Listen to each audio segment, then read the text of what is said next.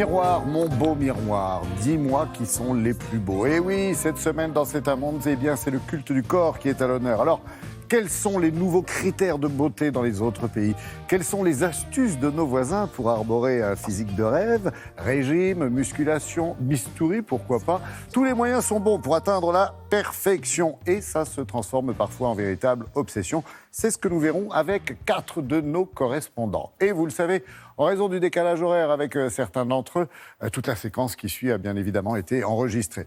Alors, des esprits sains dans des corps sains, voici notre fine équipe du jour. Fanny Leter pour commencer, Fanny que nous retrouverons au Brésil, Arnaud Miguet qui a fait le déplacement au Japon, Sylvain Le Petit qui s'est rendu au Liban et enfin Nicolas Bertrand qui nous donne lui rendez-vous en Inde. Alors, pour la première étape de ce voyage musclé, direction le Brésil où le culte du corps est un véritable art de vivre. Bonjour Fanny, j'imagine que le sport fait partie effectivement du quotidien à Rio. C'est qu'ils ont une réputation à défendre, hein, vos cariocas. Oui, bonjour Laurent. Oui, ici, le sport fait vraiment partie du quotidien des Brésiliens, surtout des cariocas, les habitants de Rio, partout très tôt le matin, comme ici, sur cette baie de Botafogo. Eh bien, vous verrez des jeunes, des moins jeunes, marcher, courir ou pratiquer la musculation sur l'une des salles de sport gratuites en plein air qui longe la côte. Il en existe plus de 500 tout le long de la côte brésilienne. C'est vraiment un art de vivre, car vous savez, sous la chaleur tropicale, eh bien, il faut exposer les corps, alors il vaut mieux qu'ils soient parfaits. C'est un reportage réalisé par Marie Denga-Agbe, Caroline Leduc et Anne-Laure Desarnaud.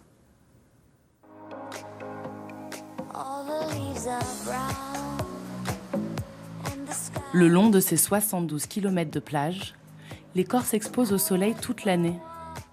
Alors pour rester dans le coup, il faut porter des poids. Beaucoup de poids.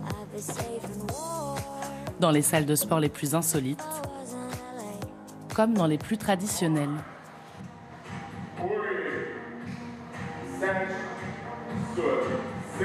Ici, c'est super important, et à Rio encore plus, parce qu'il y a toute cette culture, le sport, la plage, le corps. Les gens se préoccupent beaucoup de leur image. Au record du monde de salles de sport, le Brésil suit de près les États-Unis. Le pays compte plus de 8 millions d'inscrits, tous en quête de la perfection à la brésilienne. Muscler l'avant des cuisses, les fesses, l'arrière, c'est ce qui plaît aux femmes. Les hommes, eux, préfèrent la partie supérieure du corps, les pectoraux et le dos. C'est ce que les gens cherchent le plus à muscler dans nos salles de sport. Les muscles ont conquis la population et se célèbrent tous les ans au Arnold Sport Festival. C'est le plus grand salon d'Amérique latine. Bodybuilding et concours de beauté musclée sont à l'honneur. Mais les vraies stars du salon, ce sont elles, les muses, comme Fernanda Davila, suivie par plus d'1 million de personnes sur les réseaux sociaux. Les gens nous suivent pour savoir tout ce que nous faisons, notre routine, notre alimentation, à quelle heure on s'entraîne, où est-ce que l'on va, lorsqu'on va à une fête d'anniversaire, ce que l'on mange. S'ils ont envie de savoir tout ça, c'est pour nous ressembler. Ça les motive.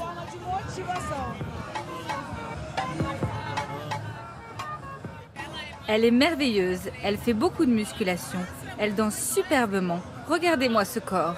Oh mon Dieu! Grâce à ses ambassadrices, le business de la musculation est en pleine expansion. Toute une génération de muscleurs amateurs est prête à avaler protéines et vitamines à gogo. Chacun, on consomme un pot comme ça par semaine. Donc ça fait 4 par mois. Je pèse 80 kilos. Je veux arriver à 100 kilos, mais que de muscles. Ce serait parfait. Le Brésil est le deuxième plus grand consommateur de compléments alimentaires au monde. Pour atteindre la perfection et surtout la garder, il faut s'entretenir en permanence. Ce n'est pas un sacrifice de faire des régimes, de ne pas manger de sucre. C'est notre style de vie. On vit que pour ça. Cette année, le salon a attiré plus de 60 000 visiteurs. Le culte du muscle n'a pas fini de faire des adeptes. Ah bah dites donc, si le Brésilien aime le muscle à ce point, j'imagine qu'Arnold Schwarzenegger est un dieu chez vous. Ah oui, c'est un dieu vivant. Et oui, en fait, pour vous rendre compte, c'est un petit peu comme si ici le temps s'était arrêté dans les années 90. Il faut exposer des muscles visibles, saillants, qu'il faut travailler heure après heure. Une récente étude a montré que les Brésiliens pratiquent plus de 4 heures de sport par semaine. Alors cela va de la marche, de la course, de la musculation, mais aussi de la danse, de la samba. Sans doute le secret de leurs fesses rebondit. Effectivement, c'est sans doute cela le secret des Brésiliens. Cela fait partie de leur identité, la musculation, à tel point que souvent, eh bien, lorsque je rencontre des Brésiliens, on me demande après mon nom et mon prénom, quel sport pratiques-tu et surtout, à quelle salle de sport es-tu abonné? Et vous dites que vous faites télématin très tôt, de bonne heure, chaque jour. Est-ce que, Fanny, cette quête de la perfection n'entraîne pas des dérives, on peut dire parfois un peu malsaines, non ? Ben oui, effectivement, les normes de produits consommés sont beaucoup plus souples qu'en Europe. Alors, il est difficile de connaître les composantes chimiques ou naturelles de ces gélules qu'ils ingèrent. Et le problème, c'est que cela va sans doute être un peu une spirale infernale pour ces muses que vous avez vues dans le reportage, qui passent souvent plus de 6 heures à s'entraîner en salle de musculation et qui absorbent souvent ces pilules en overdose. On les trouve un peu partout d'ailleurs, en grande surface, mais aussi dans des boutiques qui pullulent un peu à chaque coin de rue au Brésil. Le problème, c'est que c'est une spirale un peu infernale. On l'a vu il y a quelques années, une muse a failli perdre la vie sur une table d'opération. Elle en était à sa 7e opération des fesses et des seins. Merci beaucoup, Fanny. À très bientôt, on espère. Alors, pour la prochaine escale, nous partons maintenant au Japon. Le Japon où les critères de beauté sont très, très différents des nôtres. Bonjour Arnaud. Alors, en quoi consiste le culte du corps au Japon et plus spécialement en Asie ? Oui, je vous le confirme. Bonjour Laurent. La notion de culte du corps et la notion de beauté sont des critères très différents en Asie. Et l'Asie n'est pas le Brésil. Les plages chinoises ou japonaises ne ressemblent en rien, peut-être hormis le surf, à celles de Copacabana, même si évidemment un corps fin, un peu musclé, pas trop, mais élancé sont finalement des critères assez universels. En Asie et surtout au Japon, on a l'obsession du visage. Et c'est surtout le teint que l'on travaille. La couleur de la peau, il faut avoir évidemment une peau blanche, un petit peu comme en Inde, Nicolas Bertrand vous le confirmera certainement, mais une japonaise est capable de passer jusqu'à 30 minutes par jour devant son miroir à s'appliquer différentes crèmes pour avoir le bon teint et effacer des rides sans passer sous le bistouri. Donc le visage, très important, et il y a une obsession nouvelle au Japon qui est celle du sourire. Évidemment, c'est venu de stars, de télévision, de cinéma, mais aussi de la J-pop, la fameuse pop japonaise, avec ces jeunes filles, mais qui ont quelque chose de particulier sur les dents. Je vous en dis pas plus, je vous le laisse découvrir dans ce reportage tourné avec l'excellent Gaël Caron à Tokyo cette semaine. Regardez, vous allez comprendre. Quartier de Shibuya, le lieu emblématique de Tokyo pour dénicher les tendances. Au Japon comme ailleurs, on a de plus en plus l'obsession du sourire. Dents blanches parfaitement alignées ? Pas du tout. Ici, c'est le sourire vampire, le yaeba qui fait sensation. Inspiré des mangas, il y en a plein les publicités. Avec un yaeba, je serai plus mignonne. Oui, c'est vrai. Quand on est jeune, c'est charmant. Mais en vieillissant, c'est moins bien, je trouve. Je suis jalouse de mes copines qui en ont un. Alors que des fortunes sont dépensées en France pour avoir les dents droites, les Japonaises, elles, vont chez le dentiste pour que leurs dents se chevauchent. Et pour obtenir cette petite proéminence des canines, il faut vérifier que les dents sont saines, choisir la bonne couleur et tout simplement poser un implant. Les patients gardent ces fausses dents plus ou moins longtemps, mais ça peut tenir 10 ans. Le prix est de 400 €. La pose dure un petit quart d'heure. Pas de fraiseuse, pas besoin de souffrir pour être belle à la mode japonaise. Au Japon, quand on a des dents normales, on n'est pas différent. Avec un yaeba, on se démarque. Et une femme attire plus d'attention avec son sourire. Le yaeba, c'est comme porter des bijoux ou des accessoires pour les femmes. Elles veulent être différentes, plus originales. Il y a quelques années, 50 patientes par mois passaient sur ce fauteuil pour être plus kawaii ou mignonne. C'est vraiment mignon cette petite dent qui dépasse. À Tokyo, cette mode du yaeba, ces dents superposées, a commencé il y a une dizaine d'années. Natsumi Sako est blogueuse, elle déniche les tendances. Pour elle, le yaeba est presque dépassé, mais la femme japonaise cherche toujours ses petites imperfections. Les japonaises veulent toujours être plus belles. Mais elles ne recherchent pas la beauté parfaite, car ça crée une distance, une beauté trop froide. Le yaeba apporte beaucoup plus de charme, car c'est une petite imperfection. Et ce culte du corps au Japon touche aussi les hommes et de plus en plus. Yasu a 24 ans, Mugen 20 ans. Ils travaillent tous les deux la nuit dans un bar branché de la capitale. Le jour, ils prennent soin d'eux. J'ai un yaeba naturel. Pour moi, ce n'était pas forcément un atout, mais depuis qu'une star japonaise s'en est fait faire un, du coup, ça m'a rendu populaire avec les filles. Parfum, maquillage pour hommes et la dernière tendance au Japon, les yeux et le regard. Ces boutiques de lentilles, il y en a partout dans le pays. Faut que j'achète des lentilles. C'est surtout pour m'agrandir les yeux. L'homme japonais n'a aucun complexe à prendre soin de lui. Et toujours à l'affût des dernières tendances. Désormais, il faut avoir les sourcils plus fournis. Et il y a un yaeba toujours. Qu'est-ce qu'il y a encore? Ah oui, les faussettes apparentes, ça plaît beaucoup. Il est loin d'être l'homme idéal de son propre aveu, mais il a le regard et le sourire qu'il faut pour entrer dans les canons de beauté japonais. Voilà, donc en résumé, au Japon, il faut avoir, et d'une, un teint blanc, de deux, les dents pointues, et de trois, de grands yeux. Et ça n'est pas réservé aux femmes, si j'ai bien compris, les hommes s'y mettent aussi, Arnaud.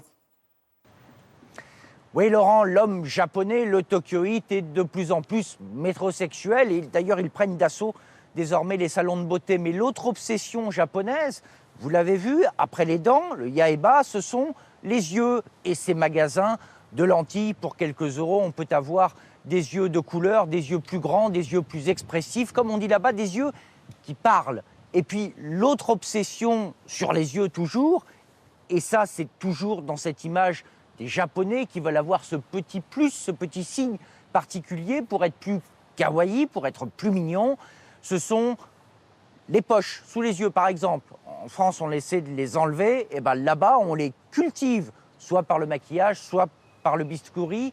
Et puis la double paupière, là aussi c'est valable pour toute l'Asie, pour avoir des yeux plus grands, soit par le maquillage, soit par la chirurgie esthétique. Et la prochaine mode, vous savez ce que ce sera au Japon, Arnaud?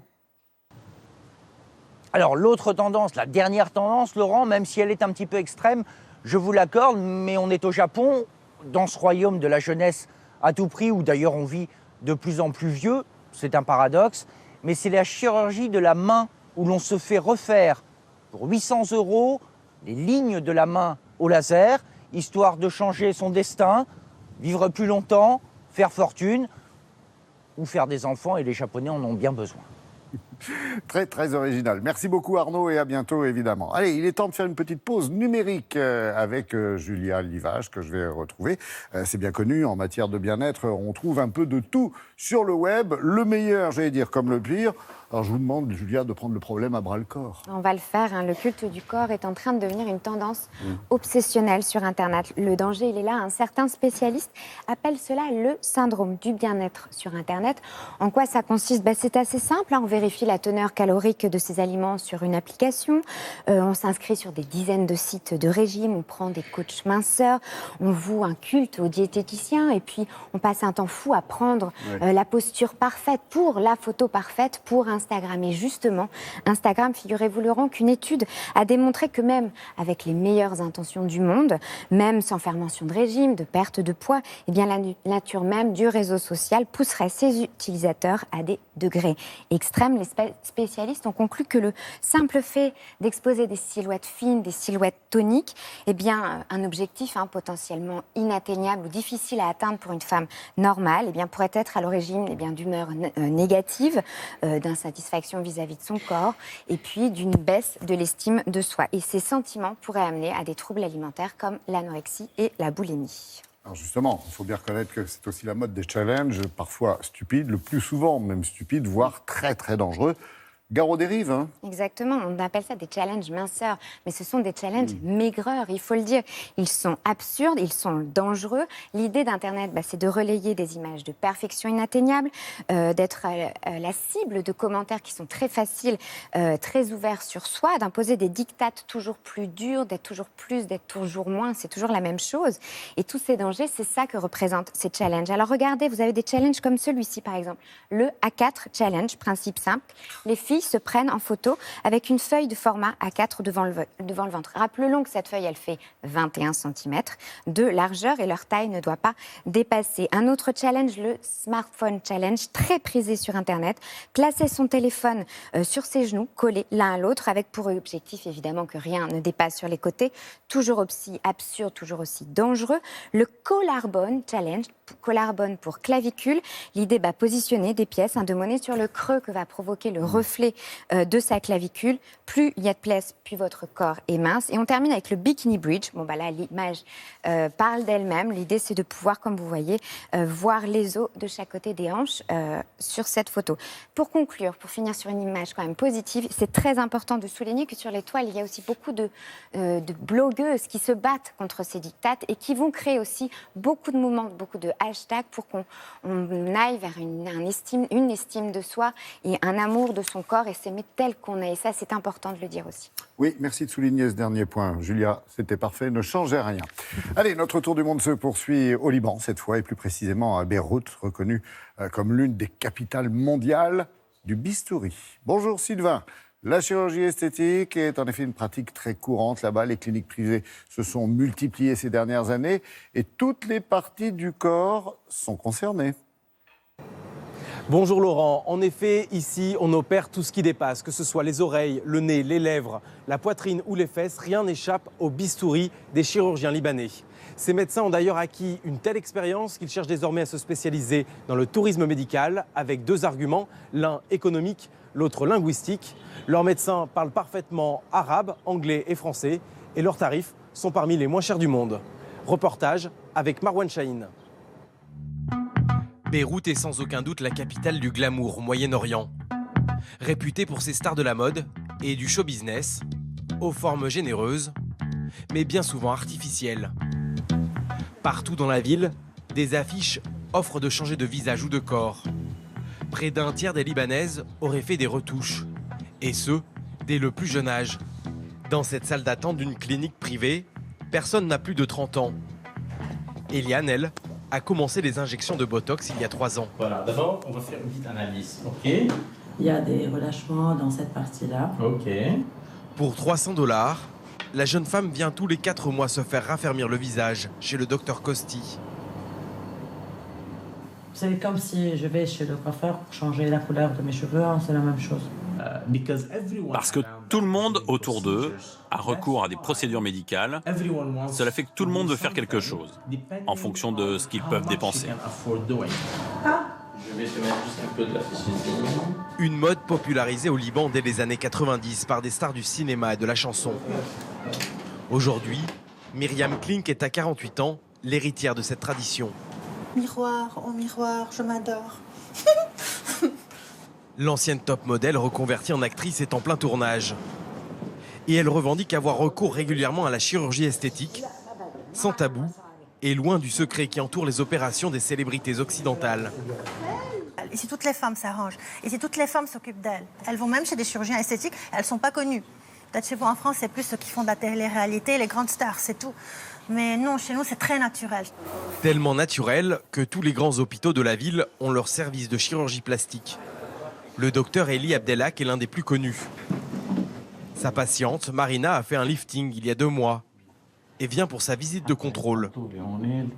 Ça a bien cicatrisé autour de l'oreille. Tourne un peu la tête et lève les yeux vers le haut. Très bien. Elle réfléchit maintenant à refaire son nez. Cette esthéticienne de 40 ans dépense la plupart de ses revenus en opérations. J'économise de l'argent, petit à petit, tout au long de l'année, pour pouvoir payer. Et puis le docteur fait parfois un geste commercial. Grâce à des rabais et à des facilités bancaires surnommées Crédit Bistouri, les médecins libanais offrent des tarifs ultra compétitifs. De quoi attirer toute une nouvelle clientèle étrangère. Par rapport à la France, on est à moitié prix. Par rapport aux États-Unis, on est au tiers du prix. Donc, ça fait quand même quelque chose. Donc, la patiente qui paye son ticket d'avion, qui paye son hôtel, qui fait un peu de tourisme aussi, qui se fait opérer, c'est moins cher qu'en Europe ou aux États-Unis. Le marché est en plein essor. 30% des patients du docteur Abdelhak viennent de l'étranger. Bye bye. Un chiffre qu'il espère voir doubler d'ici les prochaines années. Ouais, plutôt impressionnant. Merci Sylvain et à bientôt évidemment. Allez, retour chez nous à présent avec Christelle Balestrero qui nous attend. Alors Christelle, toujours bien dans sa tête et dans ses baskets, bravo. Avec nous, on va nous intéresser à cette notion du culte du corps et contrairement à ce que l'on pourrait penser, c'est une pratique qui ne date pas d'hier, j'allais dire bien au contraire. Bien au contraire, hein. Contrairement à ce que l'on pourrait croire, effectivement, la notion de culte du sport ne date pas de nos sociétés contemporaines qui sont devenues certes très individualistes. Déjà, les peintures retrouvées sur les tombeaux des pharaons représentaient la beauté, représentaient la finesse des traits. Et puis les statues grecques et romaines, quant à elles, exaltaient le corps sportif avec des membres parfaitement sculptés, avec des muscles très puissants. Bref, c'était la représentation de la beauté absolue. Vous voulez nous donner des complexes et c'est gagné. Merci Christelle. Cela dit, le corps permet aussi d'affirmer son appartenance à un groupe social, en fait. Oui, absolument. C'est devenu un véritable outil de reconnaissance. On pourrait dire une sorte de passeport social. Au début du siècle dernier, par exemple, avoir le teint pâle, avoir des formes généreuses, eh bien, c'était le moyen de montrer son statut, de montrer qu'on avait la possibilité de s'offrir les plaisirs de la table et qu'on n'en travaillait pas dans les champs. Donc, on affichait avec beaucoup de fierté des formes parfaitement généreuses. Alors aujourd'hui, j'ai cru comprendre que c'était fini pour les rondeurs. Oui. Quels sont les nouveaux critères de beauté en France? Il serait temps que je me renseigne. En fait, la pression est très très forte. Les magazines, télévision, réseaux sociaux. Le paraître passe au premier plan.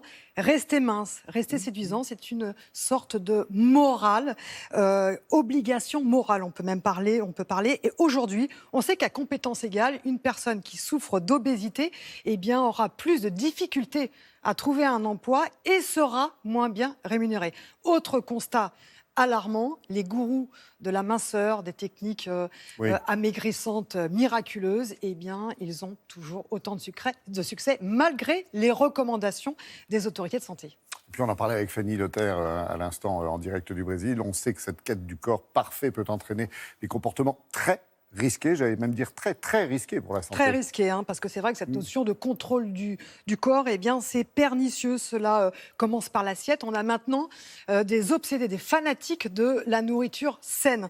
En fait, cette dérive a un nom. Orthorexie, du grec ortho comme correct, rexie comme appétit. Voilà, le contrôle.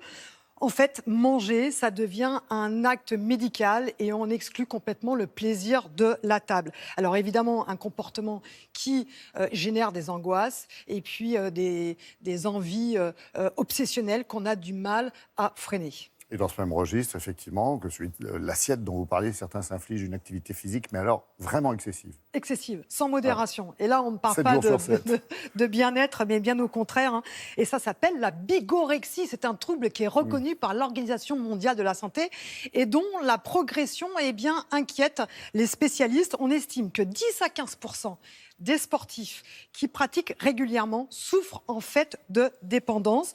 Alors, ça induit quoi ? Des blessures, parfois invalidantes. Et puis, c'est vrai que ces sportifs dépendants excluent le reste, la famille, le travail. Le sport devient une priorité. Il faut savoir aussi que dans certains centres hospitaliers, aujourd'hui, il existe des services spécialisés qui reçoivent ces dépendants et des professionnels les encadrent pour essayer de les libérer. Il faut rappeler que cette dépendance peut être liée à une faille narcissique, comme par exemple à une image de soi très dégradée. Mais ces spécialistes sont souvent débordés, hélas, parce que le phénomène a pris beaucoup d'ampleur. Vous avez raison de le souligner.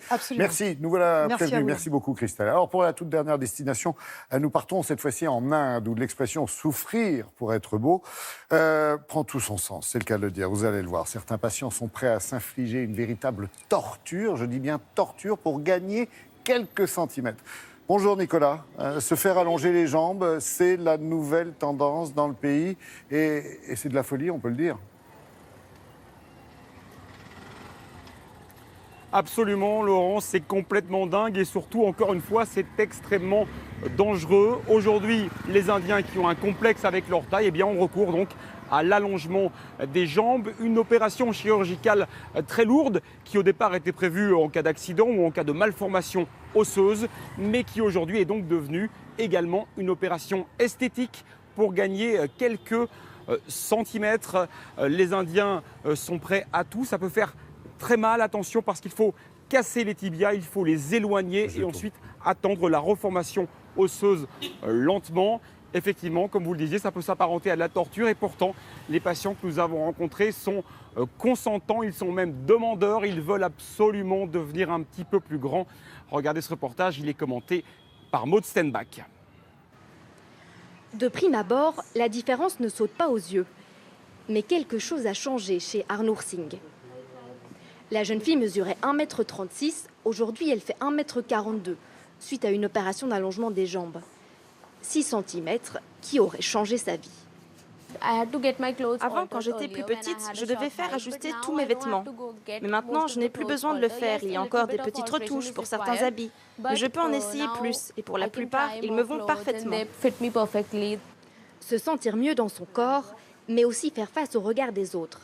Sa mère, par exemple, ne supportait plus les remarques à propos de sa fille. Avant, les gens me disaient « Elle ne fait même pas ta taille. Elle est très petite. » Maintenant, personne ne va plus rien dire. Elle est plus grande que moi. C'est pour les mêmes raisons que ce jeune homme de 27 ans a franchi le pas. Et après 7 mois d'hospitalisation, c'est la dernière ligne droite, direction le bloc opératoire. Il ne souhaite pas que nous filmions son visage. Lui non plus n'avait aucun problème aux jambes. Sa motivation est purement esthétique. Je manquais de confiance en moi à cause de ma taille.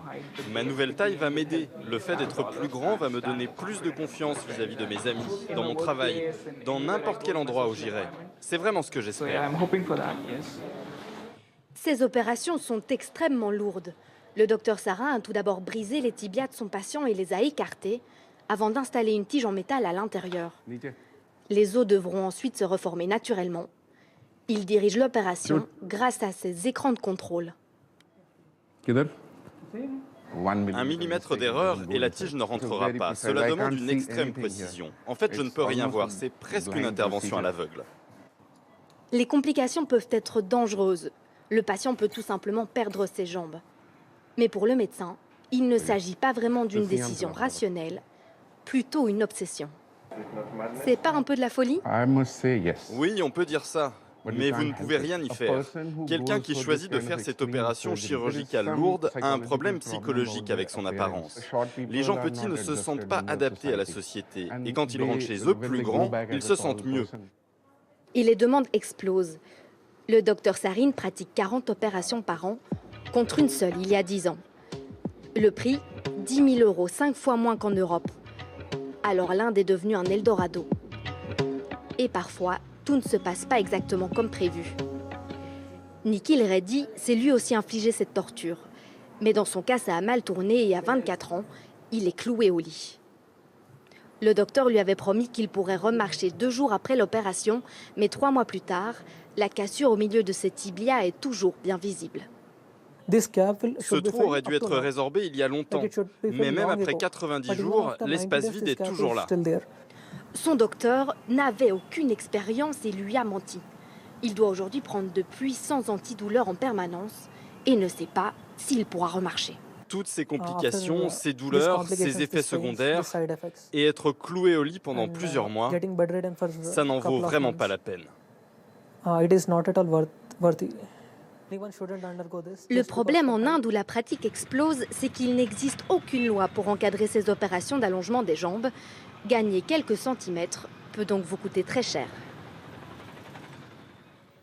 C'est carrément barbare, Nicolas. D'où vient cette technique chirurgicale ? Eh bien, c'est en Sibérie, dans les années 50, qu'un chirurgien polonais a tenté et réussi pour la première fois une opération d'allongement des jambes. Mais dans ce cas-là, il souhaitait aider les patients qui, par exemple, étaient nés avec 2 jambes de longueur différentes. Et dès le début, les spécialistes, les orthopédistes se sont rendus compte que c'était une opération extrêmement compliquée, extrêmement pointue à réaliser. Et c'est toujours le cas aujourd'hui, comme on vient de le voir dans le reportage, à tel point que l'Institut national indien d'orthopédie a communiqué. Il déconseille fortement à tout le monde d'entreprendre une telle opération, bien sûr, à cause des risques encourus. Alors, toute dernière question, Nicolas. Il y a un autre complexe que les Indiens tentent de surmonter, c'est celui de la couleur de leur peau. Et là aussi, ils sont prêts à tout? Exactement, ici on appelle ça le syndrome de Blanche-Neige. Il faut avoir la peau blanche à tout prix. C'est l'inverse des Occidentaux qui tentent de prendre le soleil tout au long de l'année pour être plus bronzés. Ici, il faut avoir la peau blanche et le marché est énorme. On dit qu'en Inde, il se vend chaque jour, tenez-vous bien, plus de crème blanchissante que de Coca-Cola. 500 millions d'euros par an de budget dépensé. Il n'y a pas que des crèmes, il y a aussi des gélules, des injections. Comme quoi, d'un bout à l'autre de la planète, en matière de beauté, les canons peuvent être différemment opposés. Merci prof, merci Nicolas, à bientôt évidemment.